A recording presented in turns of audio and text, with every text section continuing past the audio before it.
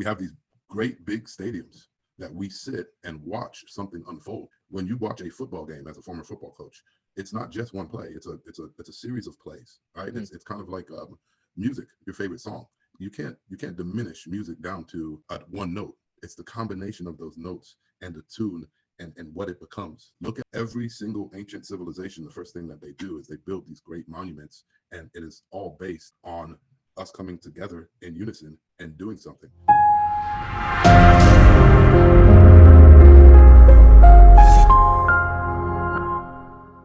All right, welcome back, everyone, to the I Didn't Read Your Book podcast. I am your host, Lutch, and today we are going to be talking with Roger Pollard about his book, The Book Everyone Should Read.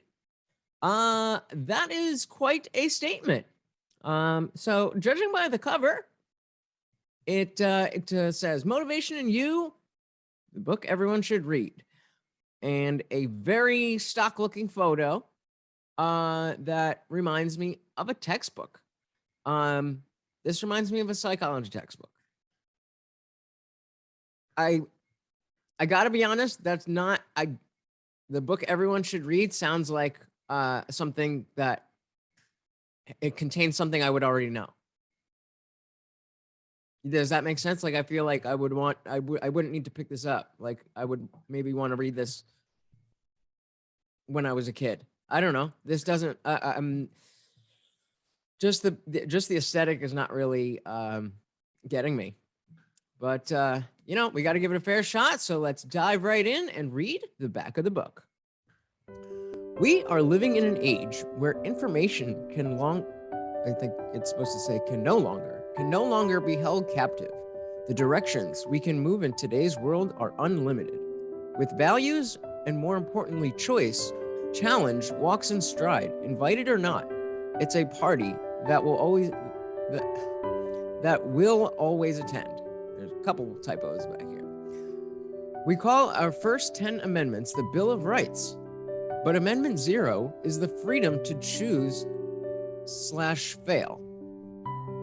Because it is not as popular as the other amendments, it's a freedom exercised more often in the form of oblivion. Amongst the stressors, the trials, the tribulations, and difficulties of the lives, the most foundation. This is not well written. Amongst the stressors, the trials, the tribulations, and difficulties of life lies the most foundational choice of them all. Who do you want to be? The natural world has no choice in choosing how far up the self-actualization ladder it will climb. We have proven not to be so lucky. The consequences of our actions, and more accurately, inaction, manifest independent of personal opinion. This is part of a 3-book series into motivation and takes in an informative approach to addressing the most important thing on the planet, you. How can we achieve if we do not know where we are? And then down here it says, I have worked in education for all my professional life. There's a common theme with education that needs to be addressed.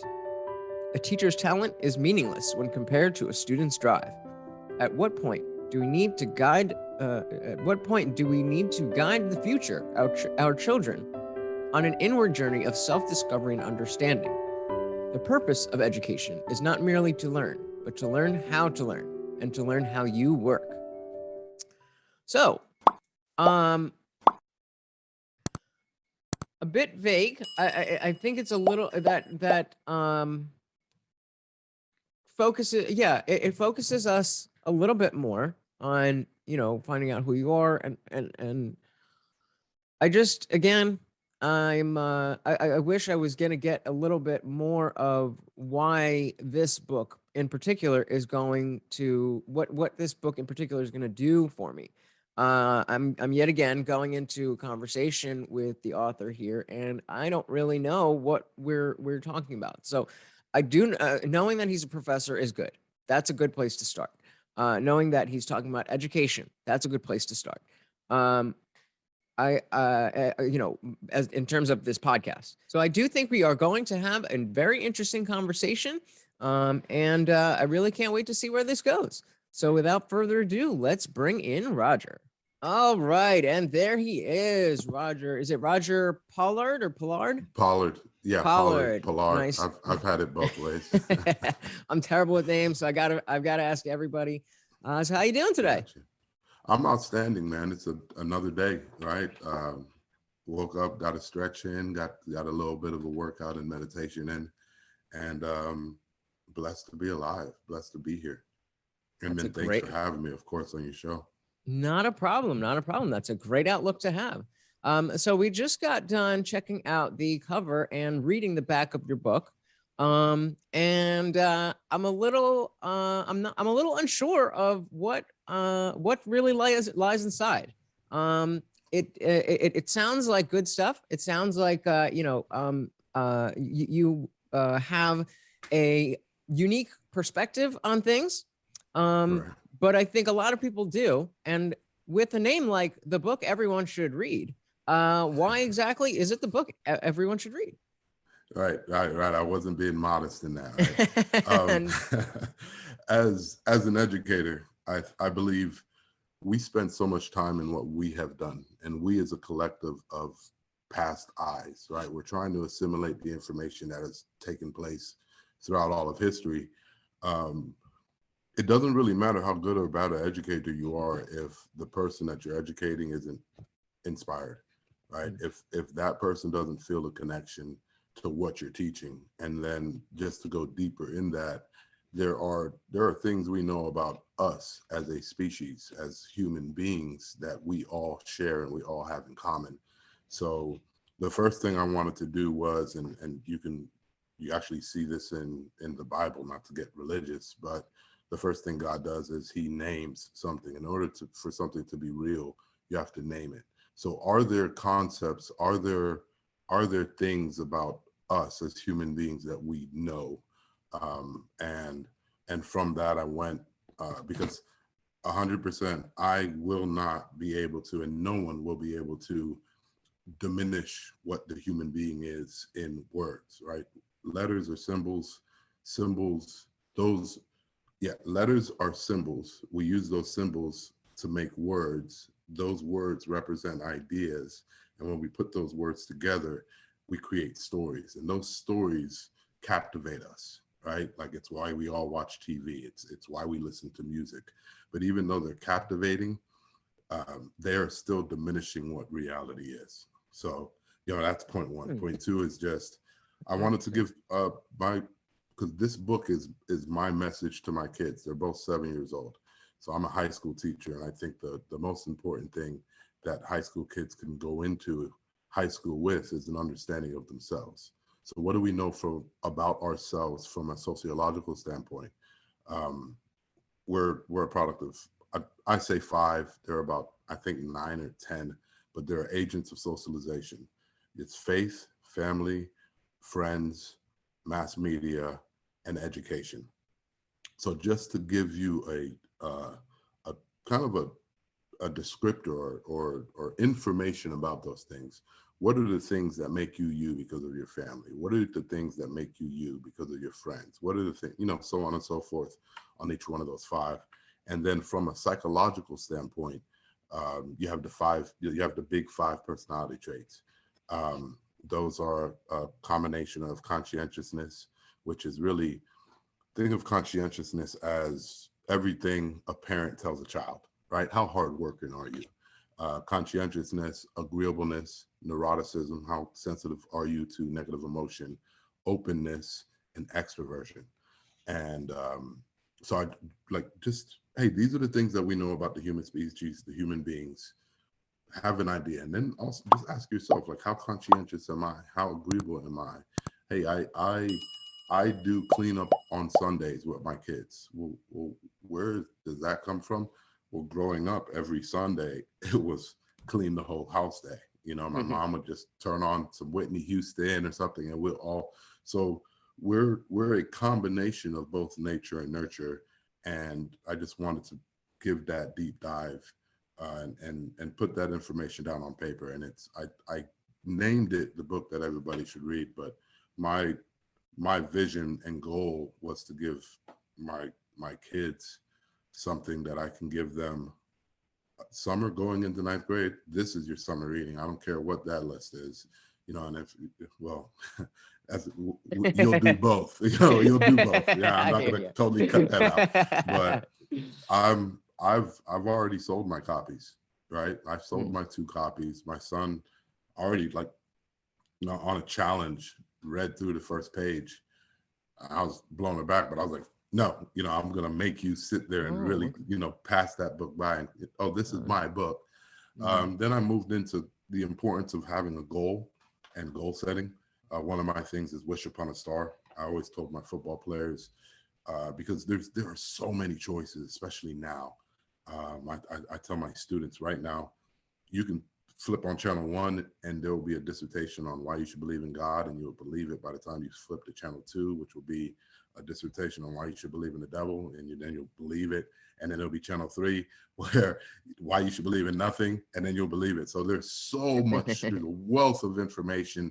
Indeed, and it doesn't matter where it leads you.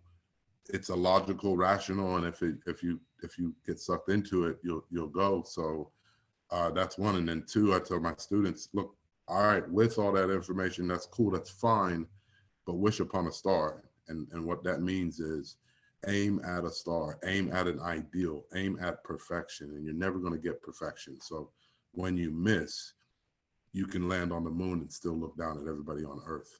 And that's kind of the concept, so just talking about those things, not to say that's exactly what the human being is, because we cannot do that. Like, we don't know. There's too much that we just don't know. And then I finished off with how you should kind of move on into life, which is be a leader, lead yourself. And those are a breakdown of 3 values. And then be a teammate. Like, we are a social creature. We are a network type animal. What they say, we know everybody in the world through 7 people, right? 7 points of connection. So we're network kind of deal. So learn how to work with people, and then learn how to lead yourself, and not necessarily talking about the identities, but the core values behind those. Wow. So it seems to be pretty comprehensive in terms of what you want to put in there. And I think it's important that you mention that, it's interesting, rather. I don't know that I've heard it this way before, that you say that, we, symbols and words and turn into stories, but that even a story is still not a full representation. How did you put it? It's not a full representation of reality, right? Yeah. And we know that. Like, you've went out with a bunch of your friends and you had a great time, and you're trying to tell, right, person L and or you had to X be or there. whoever, and it's like, bro, you had to be there. You had to be there. And Yeah. that is it. Like, we look at what we do. What do we do? We have these great big stadiums that we sit and watch something unfold, and you can't just, I guess you can, but it's not the same. When you watch a football game as a former football coach, it's not just one play. It's a series of plays, right? It's kind of like music, your favorite song. You can't diminish music down to one note. It's the combination of those notes and the tune and what it becomes. So you can look at every ancient, I've been teaching world history this year. Every single ancient civilization, the first thing that they do is they build these great monuments, and it is all based, especially from a religious standpoint, on us coming together in unison and doing something. We're talking about, I ask my students, what's one of the first things you do in church? Is sing. Well, what is it? Because you are part of a creative element in this. A lot of them are grand, magnificent places, and you can hear the sound, and then something encompasses you. So it's tough, and it's also derived from how our brain works, right? Our left brain is categorical, and it always wants to fit something in the box, and then our right hemisphere is more looking at the total picture of how things come together. But the more you know is the more you understand that you don't know. The fact that the one point Very at which true. you say that you understand, that means you don't understand. Yep. It's Exactly. that paradoxical relationship between Sure. our reality and what is truly reality. Mm. So this, how did you, because how did you come to this way of thinking? You've mentioned that you are a world history, you're teaching world history, you're a high school teacher, and that you've played sports and been a coach. And so how did all of that come together to bring you to this perspective? Yeah. Right. As the head football coach, my number one concept was, everybody as a head coach, as a coach, you put your arm around the players that make it to the NFL, which I have a player playing in the NFL today, actually. Oh, nice. Gregory Howell. But that relationship, like, I didn't make him and he didn't make me. Like, it's all relationships are reciprocal. But in building my program, my concept was, I want to build people, because on average, only 10% of high school players go to college. So if I'm going to base my program on 10%, then I'm losing, right? Like, I'm in the education system. If you get 10% on a test, you failed. Not only did you fail it, you failed it miserably. So I based it to the 90%.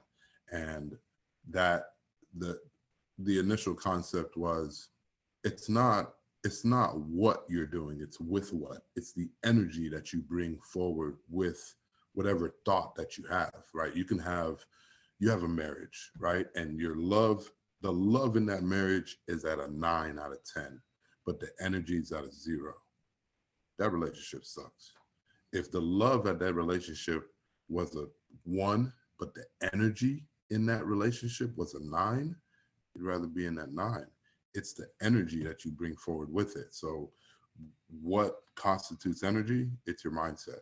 So every morning there was a quote of the day, and you get, when it's an everyday thing, you kind of get, you kind of, the people are reaching in the bag, the bag starts getting a little empty. So my thing was, I was always listening to, especially for my first 2 or 3 years, consistently listening to motivational videos, whether it was Eric Thomas, whether it was Jim Rohn, whether it was Inky Johnson, whether it was Les Brown, whether it was Zig Ziglar, whether it was Tony Robbins, just listening to those things. And then I kind of, okay, I can, you play me a 3-minute or 3-second clip and I know what video it is. All right, that's fine. But I got kind of tired. I got really tired of the raw behind motivation. And I went into a deep dive on psychology and really trying to fine tune how we act, like the reality, the truth behind how we are. Like you're looking at me, and at the same point, you're also looking at everything behind me. So you see what you focus on, right? But you also see everything. So I'm like, we're aiming creatures from the physiological level. That's just how we work. That is our reality. If you have no focus, you can't see. So in that, I was just like, well, hey, let me start really basing what I'm saying and what I'm doing on from the physiological stance of the human being. And I just think we focus a little bit too much on the end goal and not the core fundamentals. And that brought me to where I am today, right? Just really deep dive into a whole bunch of different rabbit holes as it pertains to what we know about us. What do we know? Like, how do we work? And then relating it to that outward movement in what we do on a daily basis. That's what So really matters, right? That however you yeah, get there is that movement, is turning it yes, into that motion. So does 100%. the book read more like a story or like a textbook? Well, it's so the series. It's a 3 motivational book series. So this is book 1, and this is just informational. What I'm doing is It's really, so I guess it'd be more of a textbook because this is just information. Um, I'm just like, hey, look, every now and then I'm giving you this information. It's up to you now to say, to go walk into the mirror and say, like, how does this pertain to me? You know, how does this look? You have to name it, because if you don't name it, right? Like I'll put it like this, my little clothing line that I'm starting. We talk about belief. Well, what is belief? Well, we know that what the majority of people say one thing and do another. Well, why is that? You know, like it's hypocritical. If you say you're going to do something, then do it, but we don't. Well, we know that the memory that has to do with how you speak and how you act, they're from 2 different places in your brain. So it's your job to analyze that contradiction. So in belief, if you change the letters around, it's be life. What you believe is what you act. Now you can lie to yourself, you know, and that's the first person we lie to, is ourself. But Sure. I think the goal is to be fully integrated with what you say and what you do. And that's kind of, So how do you help people find that path to be able to acknowledge that they're they're living a life that they're not self-actualized, they're lying to themselves? How do you get people to open the book and realize that they're doing that, and how do they change that? it sucks, but I can't. Right? I can talk to you, but the only thing that we are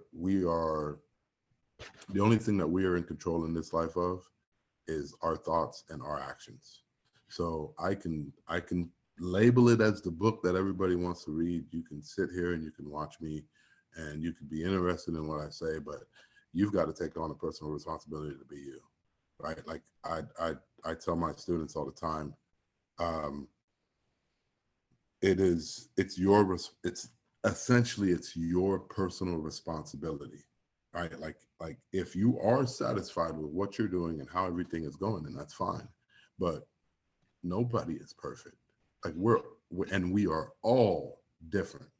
Every single iteration of every single human being, like we're sitting in here in the same podcast. We're sitting here, but both of us are going to be getting something different because the information and our perceptions are going to be based off of the infinite amount of experiences that we have had in our lifetime.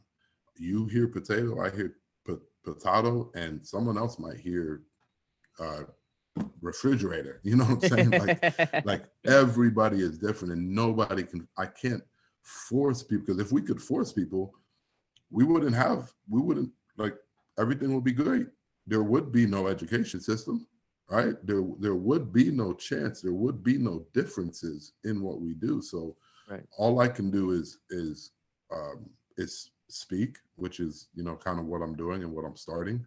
And one person picks it up and they read through it and they like it, and the next person picks it up and they like it, and we imitate what we emulate. So if people like it, if it is true, it should resonate with people. All I could do was put my thoughts, my feelings, my sentiments on paper, and it's honestly not to sell, but the book is $12, right? Just skip a Happy Meal or a McDonald's trip and you can get it, and then you invest that time in it. And if it captivates you, if you like it, then there it is. And if not, then that's fine as well. But like, again, like I know we're in a marketing age where anybody will tell you anything to sell something. I wrote this for my kids. Like if If it's not something you don't want to do, that's fine. But essentially, the truest thing about us from a physiological level is you can go through the same experience, but if you go through that experience and you go from a stance that you are taking a voluntary action, then your reward system and challenge system is activated. If you go through an experience, the same exact experience, but you feel like that experience is being put onto you, your fight or flight system takes place. So it's within that same concept. I can't make people do it. All I can do is put my representation of what I see out of reality in teaching over, I don't know, in 15 years, how many students and kids, and this is just my individual take of what I see and I believe to be important. And then my concept of belief is be life. So if I believe it, put it down on paper, and that's essentially what I did. So it's informational. And in the second book that I'm pushing back the release date because I want to do more talking about this one. The second book is Courage, Love, and Discipline, which is, I think, the foundational aspects of how people should live their life, you know, and not to say that I'm a guru and I know everything, but courage for one is founded on eating right, sleeping right, and exercising, and then linking, and then the real true links, because I didn't want to get into a real deep dive, but I listed everything in book 2 in terms of all of the foundational principles. And then in book 3 is the origin story. So now I go down into the origins of, well, in order to have courage, in order to move forward, whether the results are good or whether the results are bad, you've got to, what do we know about eating? Well, just 90% of the serotonin in your body comes from your gut. For every one line of communication that goes from your brain to your stomach, 9 lines of communication go from your stomach to your brain. So your stomach is controlling that that conversation. What does serotonin do? Serotonin affects mood. Serotonin is heartbeat, and like this different, how it affects all of your different systems. So I really went into why these things are so important from a physiological level in book 3, and that's what I'm working on right now is book 3. So a lot of that information is interesting, and then you say, hey, you read it, you like it, you implement it. If you believe, like if you like something, you get a new piece of information and you like it, then you act it out, period. And that is it's painful. I think it's why we love to be entertained. Entertainment is just sitting down, relaxing on the couch. Education is painful because when you educate yourself about something that contradicts something that you're currently believing, that's the story of the phoenix. No one sets the phoenix on fire. The phoenix has to set itself on fire to be reborn.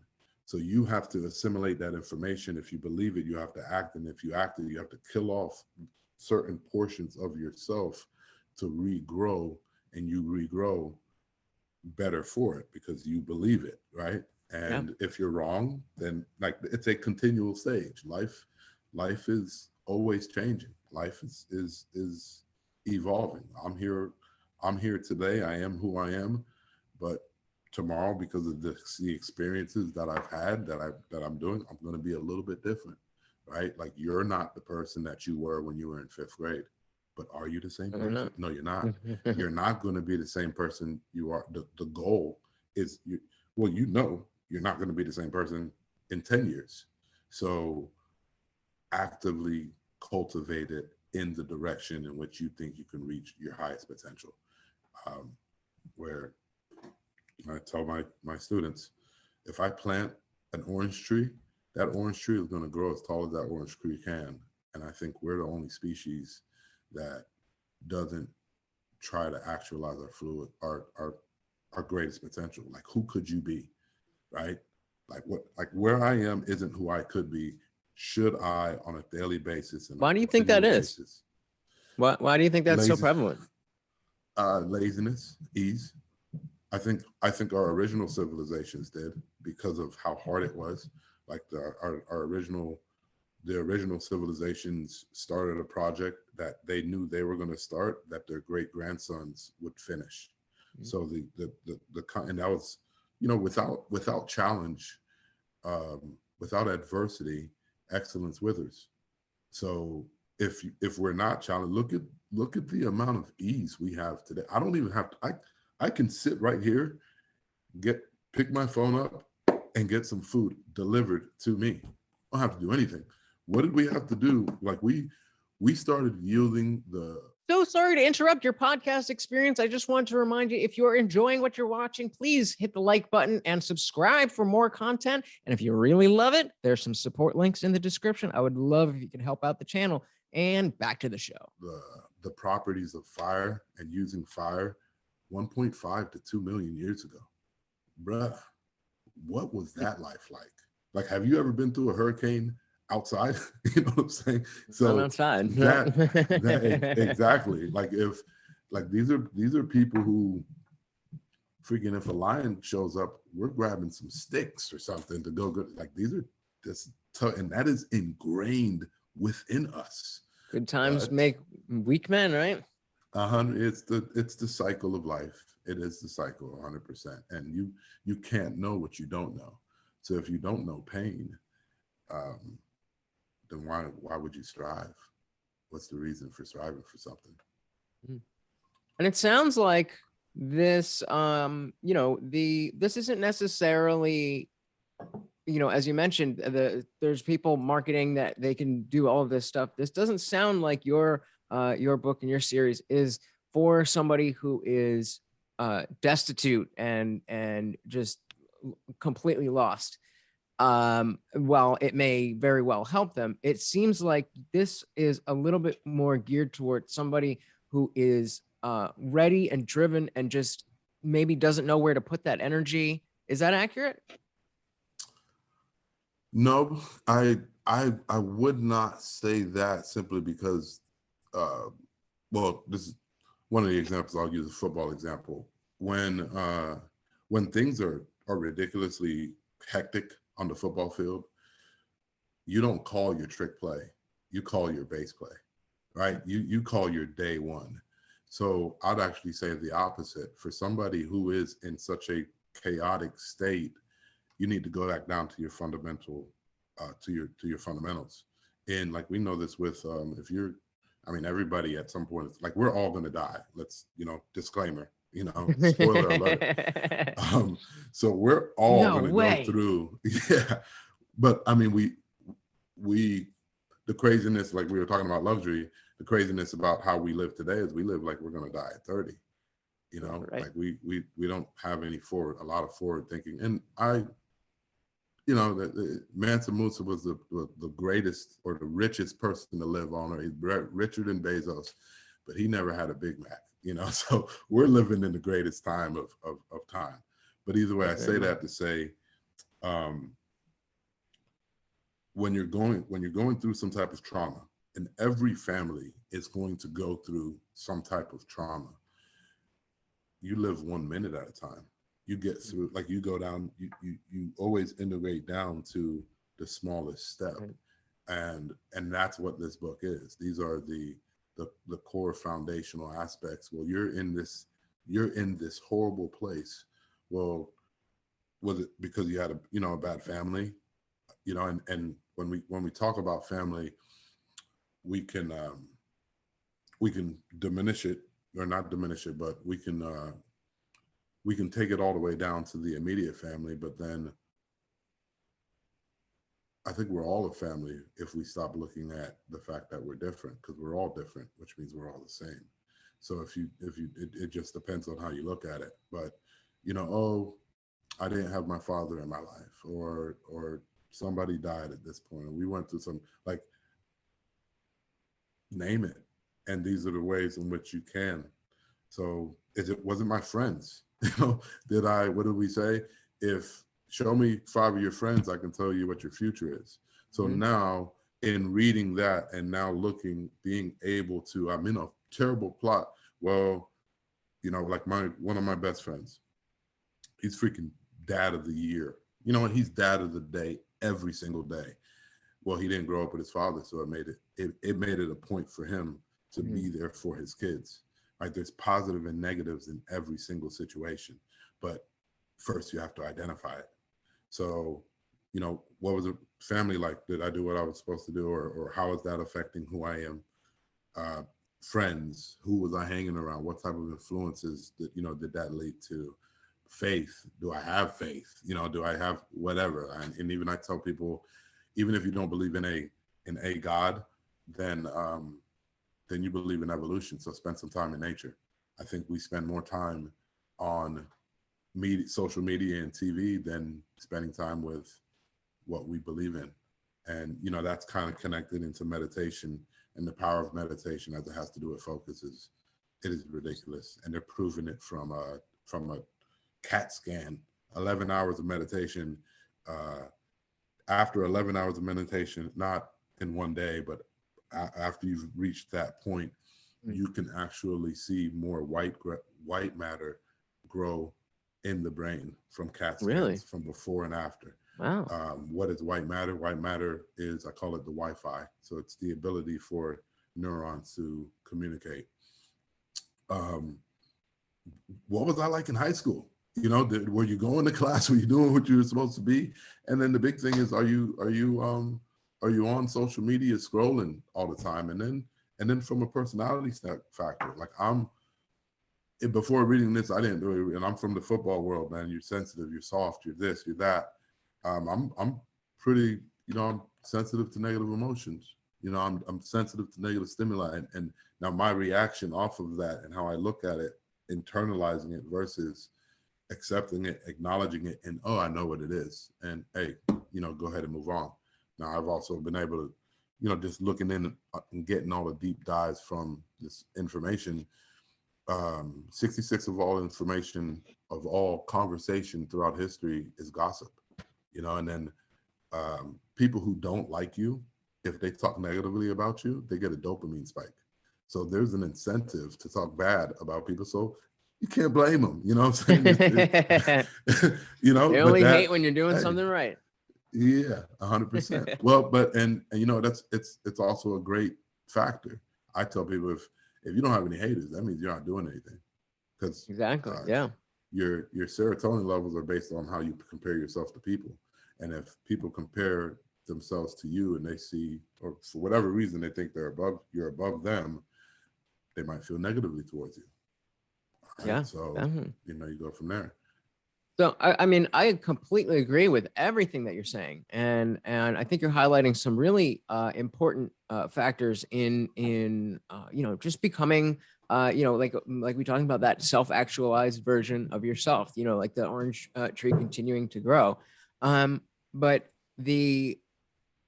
again, as we mentioned before, there are people selling the you know, the snake oil salesman for those people who are in those bad places and telling them that they can fix their life for them. So what would you say to that person who was coming to this book for you know, for that reason? They're at the lowest point in their life, but they hear you in this podcast say, well, I can't do it for you. And then the book sit on the shelf sitting next to yours promises them that that book can help them and will deliver them the glory of everything they could ever wish for.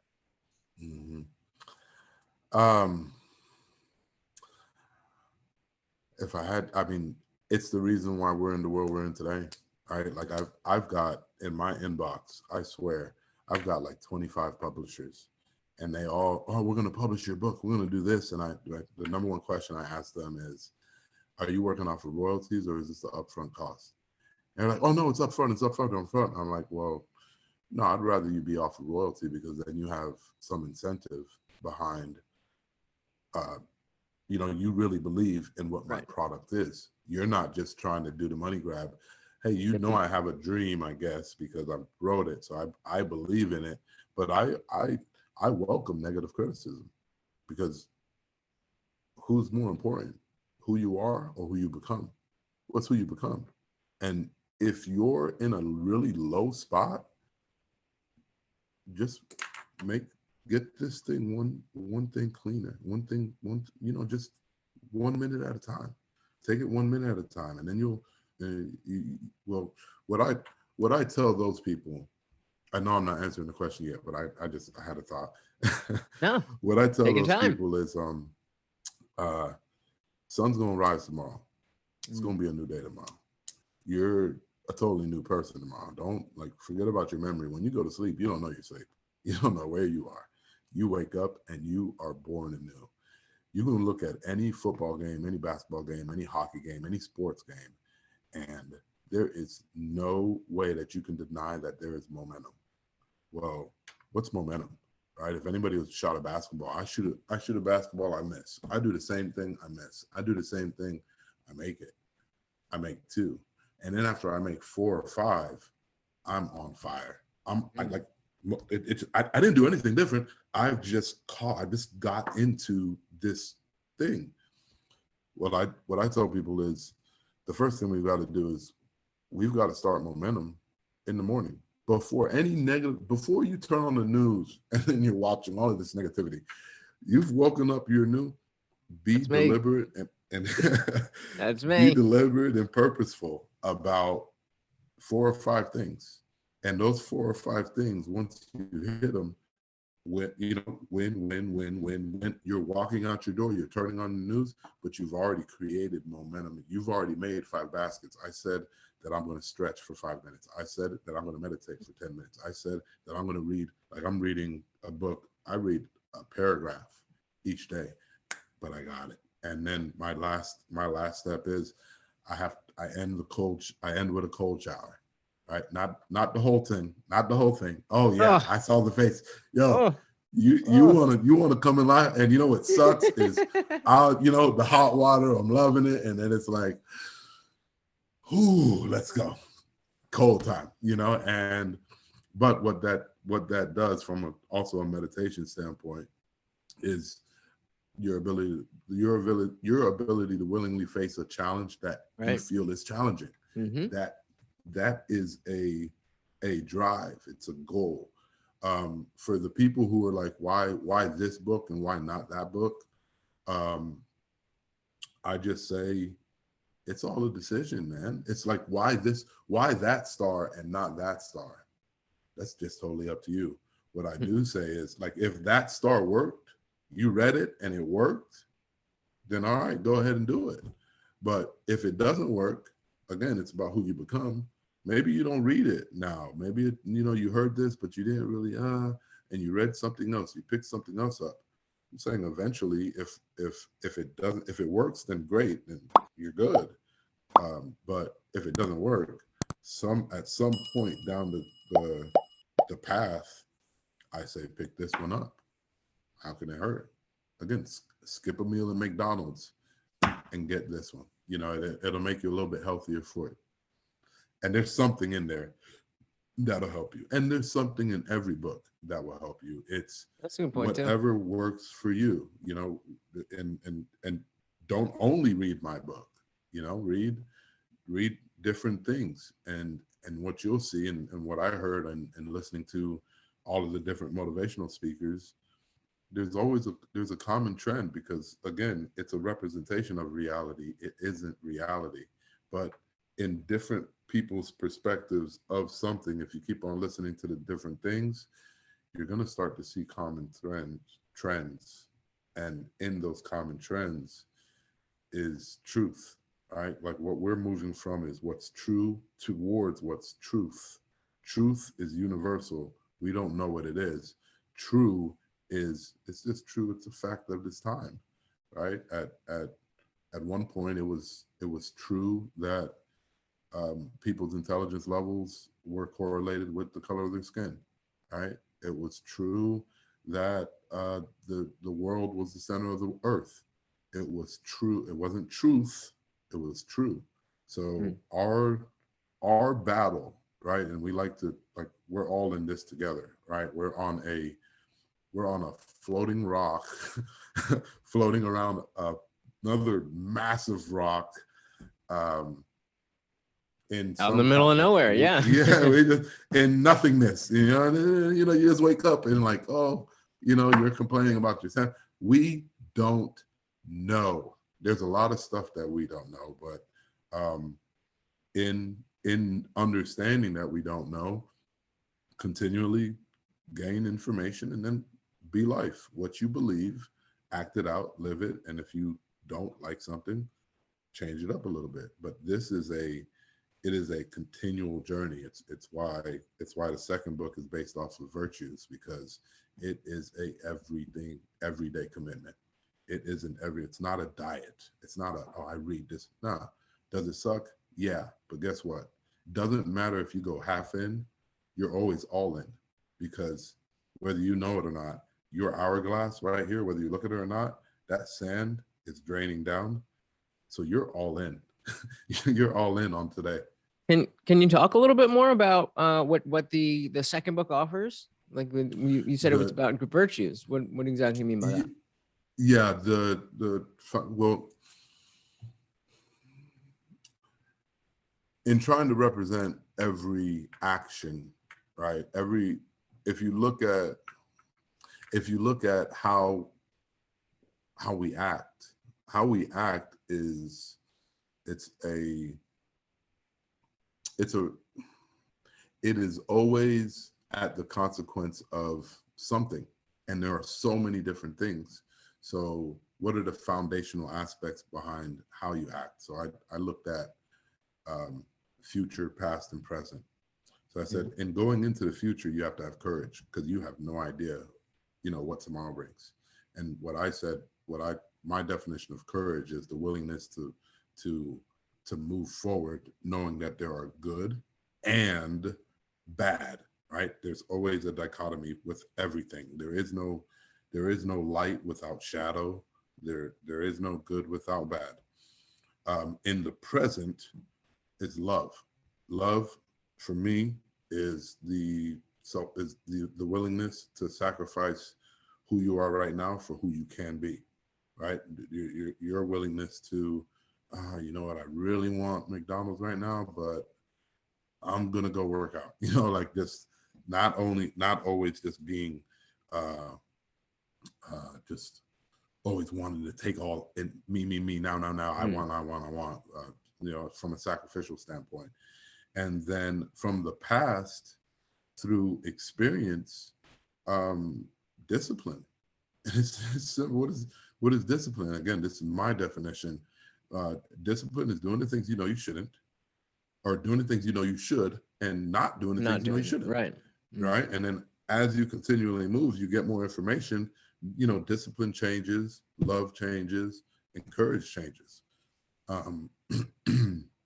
So those are my three. And I said, when you do those three, you enter reality. And when you're in reality, because the book is actually build your pyramid: courage, love, and discipline. So when you put when you put these three triangles together, you get a fourth triangle, and that fourth triangle is reality, which is it's willpower, it's being deliberate and purposeful, and then reflecting. All right, like I think, look in the mirror and tell yourself, and be real with yourself, because the first person we lie to is us. Yep. Right? Like, how many people sit there like, well, we're in February. How many people made New Year's resolutions, fired up about it, and we're not even a tenth? Yeah, we're not even a tenth of the way through the year, and it's already done. Done. Yep. So, like, they tried. Yeah. Which is great, but you got to reflect. Well, why didn't I? So that's why I went into what we know about building habits. If you want to build a habit, there are certain things that you can do that can increase your probability of attaining it. How long does it take to build a habit? You've heard all kinds of different things. I like to think of it as, how long does it take for a baby to be, born? I'm like, you've got to do this deal for 9 months. It's going to be a 9-month commitment. The most important thing to me is, when you're trying to build a new habit, do it first thing in the morning and make it so small that you can't do it. And then, like, when I started working out, it's almost a year now. I've lost like 55 pounds, just getting back into it. Yes. But the first month was waking up and doing a 6-minute ab routine. 6 minutes, that's it. And then when you're tearing the 6 minutes away, now when you start saying, 6 minutes, no big deal, now you make it 10, you know, and now you add something, and now you add something, and now you add something. And then before you know, you're where you are. So because you're building that habit. So so that's the second book. And I don't go into why. I'm just like, hey, look, and like each one, courage, love, and discipline has the 3 foundational aspects. So love is study and scholarship, study history, and study psychology. Study history from a objective point of view, both sides. Don't just look at the one side, the other side as well. Artistic creation. You know, a lot of people say your brain is in your head. We believe that your brain isn't in your head. Your brain is in your body. If you take one example, blind athletes. When blind athletes run and they win their race, the first thing they do is they raise their hands. Well, they've never seen anybody do that before. So what does that mean?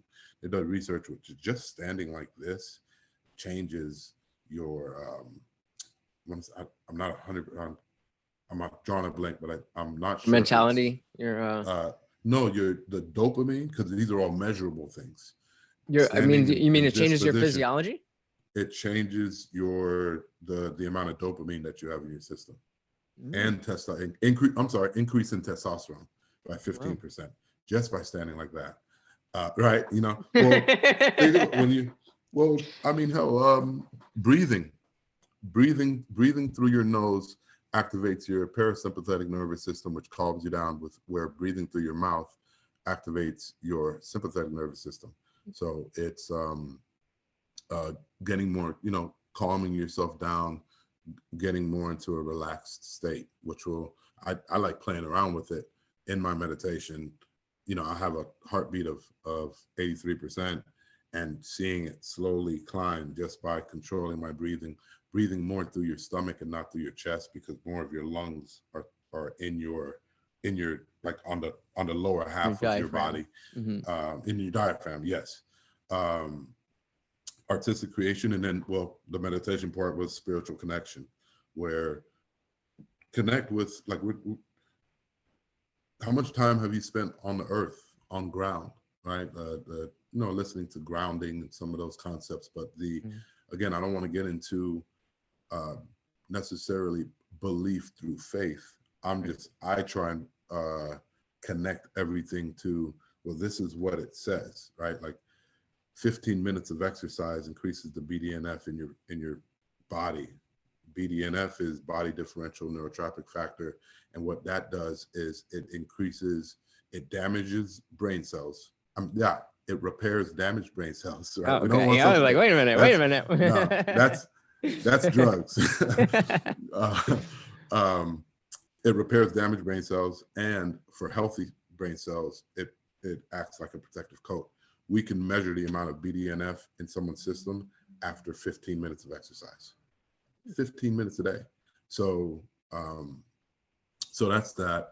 And then artistic creation, I said, because of all of the things that your body is in. Your body doesn't speak to you in English, man. Your body speaks to you in different ways. Stretch. It's the only body you're gonna have. You telling me you can't stretch for 10 minutes? Stretch. Be artistic. Draw something a little bit. Go out dancing. Just to get everything fully integrated within yourself. And then there's discipline, which is relationships. All relationships are reciprocal. I have a relationship with this chair right now. I'm sitting down in it, but there could also be a relationship with lower back pain, right? Carpal tunnel, right? I'm being able to communicate, but relationships are there no matter if you know the consequences or not. What is it? Relationship, personal development. And it's kind of the same thing that we were talking about. Like, you're not the you that you were when you were 5 years old. So you know that you are growing. So be purposeful about it and work. Like as much as we don't know, I do know. I like sitting in this house with the air conditioned. Right? Like there, it is a relationship between, this is what I'm going to do in order for our relationship with society, with what we do. Like I'm going to pitch in too. So whatever your job is, you know, just do your deal. You're not your job, but you should also be getting something from your job. You know, there should be some type of reciprocity, you know, where you enjoy something or you know, Get that co-workers or satisfaction, whatever. right? Yeah. And then that reality one that I already spoke about. So Interesting. that second one is just, you know, kind of just that. And then the third one is, like I said, it's the deep dive in nutrition and yeah, the origins of why is it good to eat right. Like we know 50% of adults in America are on some type of medication, at least one, are taking one pill a day for some type of disease. Two, we know that if you're at 65, the average is 5 pills. We're tracing and rooting these things to diet. And I tell people, and look, I got 2 7-year-old kids, and I'm living in 2022. Every Friday is McDonald's day. You know what I'm saying? Like go on, but you gotta be real about it. We gotta be real 100%. But get a little bit better. You know what I'm saying? Like but that's okay as long as you're being conscious throughout the rest of the week, the rest of your 100%. And that's my thing. Yeah. And so this seems like a very comprehensive series in terms of you know, what it can offer to someone. And you know, so I would normally ask you what brought you to write all this, but you know, clearly you've said this is mainly for your kids. So what if you had to boil it down, what is it that you hope this series provides to your kids? Well, one, like how I started doing it was in listening to when I was in my motivational mode, listening to all those motivational videos. I'd always have it as background, you know, going on. And anytime something jumped, you know, like you hear something, you're just like, damn, you know, it made me stop. That resonates. But it resonated with you on a deeper level. I started making hits different notes. As the kids say. yeah. It was like, rewind. What happened? So I started, you know, writing down different notes, you know. So I started in March of 2019, but it was something, again, if I started in 19, I think I started having that idea in 2017, but I never, you know, it's the main thing. What are some of the things that you think you should do, and you just kind of put it off in the background? Kind of there, yeah. Yeah, it's there. And then in 19, I finally started. You got to put a name on it, right? I put a name on it. I was like, all right, go, roll. So what I hope for them is it just puts a foundational aspect behind who they are. All right, like we're always, well, the favorite thing that the brain likes to do after 2.3 seconds or around 3 seconds of inactivity, if you're just bored and you're sitting there and you're not doing anything, the first thing we do is we start thinking about other people. All right. It's I think that's why social media is so prevalent, because we're always comparing ourselves. We're always judging. And in that outward expression, I want to give them an internal kind of know who you are. Like we can ask my kids right now, hey, who's more important? They'll say, who you become. Now, do they know what they're saying? Hell no. You know, but I'm gotta plant the seeds. Yeah, 100%. Absolutely. So it was really only supposed to be book 1, honestly, to tell you about the series. It was only book 1 just for my kids, and then when I finished that, it was good to go. And then I was, and what I do with my class, in my world history class, is every Thursday and Friday I give them a motivational speech. It used to be Motivational Mondays, but I let them vote. It used to be Motivational Mondays years ago when I was teaching sociology, And I asked them, hey, look, I used to do motivational Mondays just to get you guys in gear because it's the energy and whatever, blah, blah, blah. And they were like, no, we'd rather have it on Thursdays and Fridays. And I was like, what? But whatever, it's what they Something want. to work towards. So, yeah.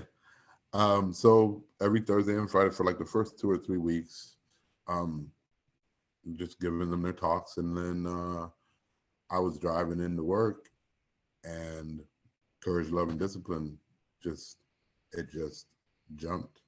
And I got in about an hour before I had to start, and I got on the board, and I just explained everything to them. They're like, where'd you get all this? I was like, I was looking at a star. You know, I really physically love to look at a star at the nighttime sky, simply because we know that photons, when you look at a star, the photon from a star enters your eye immediately, even though they're millions of years away. And with how much we don't know, this is just now we're talking about faith and belief, and this is just my quirky belief, is just, I think they're also transmitting something, you know, and I wouldn't be able to give you any better than that. But well, light is energy. Light is 100%. energy, that's for sure. 100%. So so that's where the second one came from, was just really a play off of moving into random deep contemplation. And then oh, there you go. Sorry, I lost you for a second. Oh, you lost me. Okay, sorry. And then the third one was just like, okay, I made the second book really directional, but now you got to give everybody a why, you know? And so I was like, all right, well, hey, why not?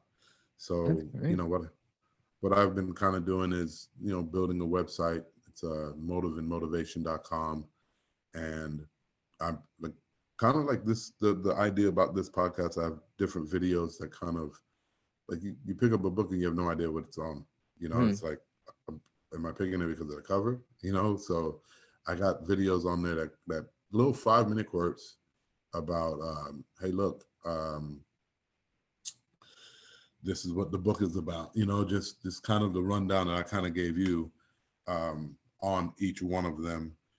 And then also I'm starting to do little short, you know, podcasts and things of that nature, in talking about different issues, and then trying to make it more interactive, where if somebody had a question that they wanted to see an answer to, just go on there, type the question. And, interesting. And it doesn't hurt you. And then, you know, more than just you might want to know the answer. Right. It's not true. I don't know if it's truth or if it's true, but this is just my take on it. And what does it hurt you to give you a different perspective on it? So I'm starting that now, and I've, you know, got a few, and I only do that on Sundays. That'll be, you know, just, or whatever. So I've got a few weeks in there, and if it actually picks up, then I'll start, you know, posting it a little bit more. And then kind of this thing is, it's evolving kind of like as we are speaking, you know, just like, hey, you know, why not? Cool. Very cool.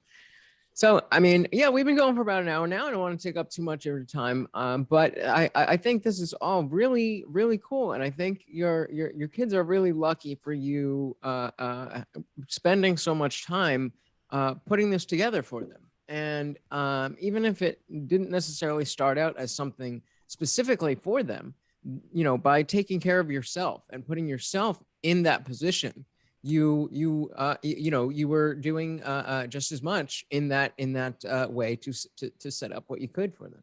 So I definitely applaud you, and I think there's, you know, a lot for people to gain here, and hopefully they took from this conversation whatever that spark, that line that needed to resonate with them, because I think you gave them a lot. Thank you. I appreciate it. And that's all we can ever do, right? I just believe, be the change you wish to see in the world. And I think we're in some crazy times, but it's also the best of times. If information has always been held captive, and I don't think it's there anymore. So there's literally, if you want to do something, you can find the information in order to get it done. Absolutely. I couldn't agree with you more. If your dryer breaks, you get on YouTube and you look it up, and then you go. So yeah, the limit is your imagination and your will and your drive to accumulate the information and insert it, and then do it, with courage. I think in an age where everybody is looking to, not only just be lazy, but beyond that, people are looking to be victims. People are looking to find a way out, and this mentality of taking the bull by the horns, to be cheesy. I think it sounds fresh coming from your mouth. It sounds cheesy coming from me, but it definitely, it's inspiring to say the least. So yeah, definitely great stuff. So if the book itself, the website, the social medias, anything else you want to plug, the floor is yours. Yeah, the website is Motive and Motivation. Motiveandmotivation.com. My Instagram is the number one, Roger Pollard, ROGERPOLLARD, and my TikTok is RSEEP, OURSEEP. And like I said, if you have anything that you're kind of contemplating, I am totally willing to just offer you some insight. It'll be in the podcast form. I won't say, hey, this person, I'll just, go at it and give you that piece of information, and be the change you wish to become, man. At the end of the day, nobody's perfect. We're all going to go through hard times. There are no hard times. There are no good times without hard times. And, every day is a new challenge. Every day is a new opportunity. So take advantage of the opportunity that we have while we have it. And for me, the most important thing is the future. And that's who we are. And we got to stop thinking about the nows and cultivate a better us. Fantastic. Awesome. Well, thank you. Thank you so much for coming. I really enjoyed this conversation, and I implore everybody to go pick up the book everybody needs to read. You have a good one. All right. You too. Take care. All right. And thank you so much to Roger. I wasn't sure what to expect, as usual, right? I'm realizing that this is not the first time that we've had somebody who's been writing about motivation and in that self-help area.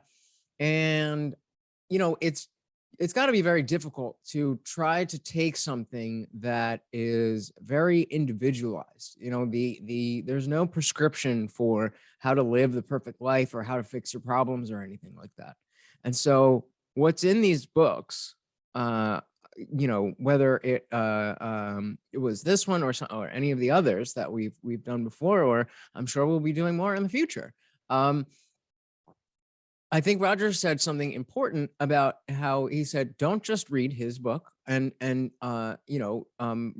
just read lots of books. And if it doesn't work for, whatever works for you and all of that stuff, it doesn't have to be, not every book has to be for everybody, and not every book has to have all of the answers.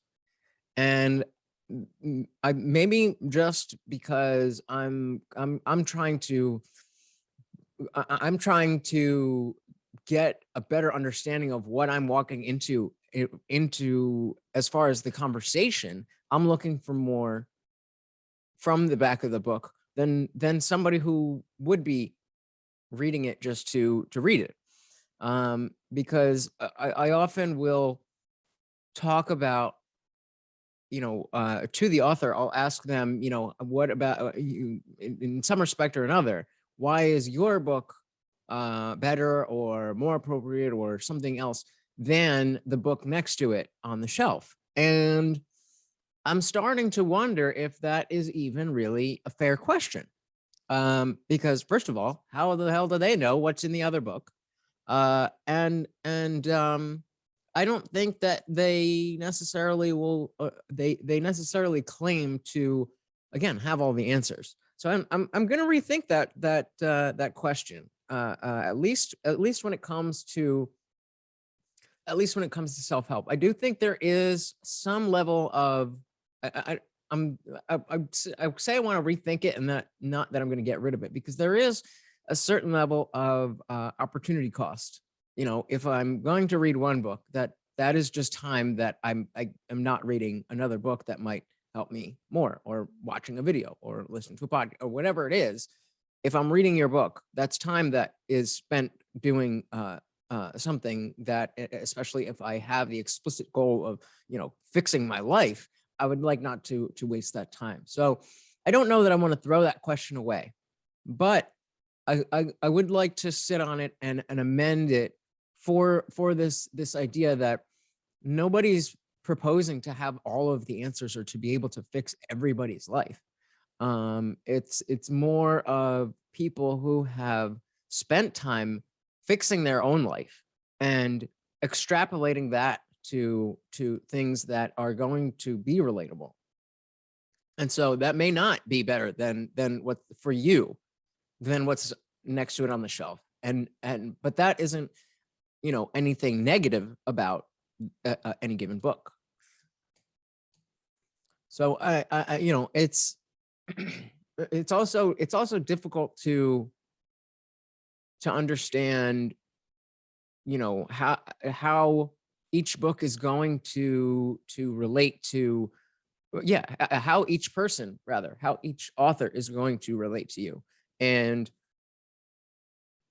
I guess the more we do this, maybe this will play out in real time as we talk to more motivation, self-help authors on how to discern these things. And maybe, who knows, maybe I've stumbled onto the most perfect way to just talk to all the authors first and then pick one of their books.